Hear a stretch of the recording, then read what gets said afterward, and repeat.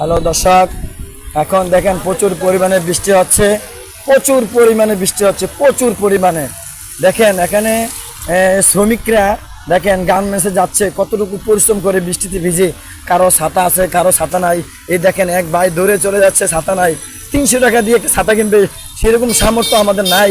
কিন্তু আপনারা প্লিজ এই ভিডিওটা বেশি বেশি করে শেয়ার করে বাংলার মানুষদের কাছে ঘরে ঘরে পৌঁছে দেন যে শ্রমিকেরা, গার্মেন্টস শ্রমিকেরা কত পরিশ্রম করে, দেখেন কত পরিশ্রম করে।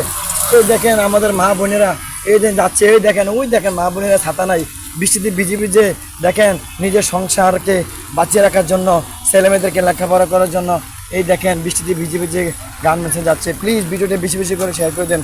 কত কষ্ট এই সময়, মানুষ এখন বাসায় বসে বসে ঘুমায়, শুয়ে শুয়ে ঘুমায়, আর হেরা না ঘুমিয়ে ঘুম থেকে সকালবেলা উঠে দেখেন এভাবে গার্মেন্টসে যাচ্ছে। আহারে কত কষ্ট।